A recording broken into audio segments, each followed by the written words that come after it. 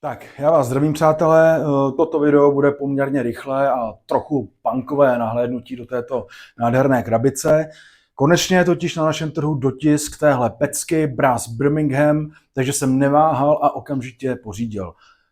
Ne, že by mě zrovna téma anglické průmyslové revoluce kdo ví jak lákalo, nicméně nelze přehlížet, že tato hra drží první příčku na Board Game Geeku a zároveň i na zatrolených hrách, kde jsem ještě nedávno tuším viděl na onom pomyslném vrcholu právě Válku o prsten, kterou jsem mimochodem zatím nehrál a rád bych to v brzké době napravil. Každopádně nyní se pojďme podívat do útrob této poměrně úzké krabice, která je však docela těžká a hlavně plná komponentů. Takže pod víkem nalezneme nějaké prázdné pytlíky, které budou sloužit pro komponenty, které si vyloupete. Co se týče surovin, tak tady máme sudy s pivem, uhlí a železo. Tady máme nějaké ukazatele vítězných bodů a tak dále. Zde jsou peníze, těch tam bude ještě mnohem víc. Tady jsou karty měst a průmyslu, je jich tam poměrně dost, jak vidíte. A zde už máme 4 desky hráčů, protože tato hra je pro 2 až 4 hráče. S tím, že jsem teda na zatrolených hrách viděl i nějaký solo most, takže se na to ještě podívám a pravděpodobně to i zkusím.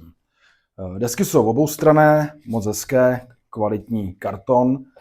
A pod deskami se nachází pravidla, kde máte na úvodní stránce představen herní materiál, něco o průmyslové revoluci, odkaz na případný videonávod a samozřejmě tvůrce hry. No a na prvních stránkách pak můžete vidět historické okénko, jsou zde nějaké historické osobnosti, které měly jakýsi dopad na tu průmyslovou revoluci, takže určitě si zde najdou i své milovníci dějepisu a historie. No a samotná pravidla potom nejsou zas tak dlouhá, jak jsem čekal, je to zhruba nějakých celkem 12 stránek s tím, že na poslední stránce jsou nějaké typy a varianty hry. Pod pravidly následně máme žetony k vyloupání, spoustu kartonů, jsou zde 4 desky, takže těch komponent bude hodně. I z toho důvodu vlastně já zvažuju, že si pořídím insert, který mimochodem vypadá velmi skvěle, od Inserty Herman.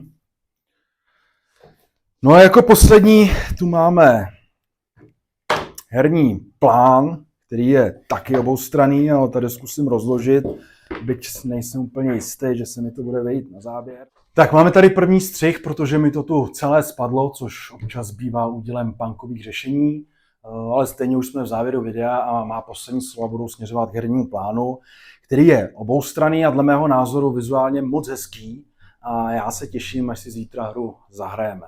Já jsem zvědav, zdali dostojí své pověsti světové jedničky.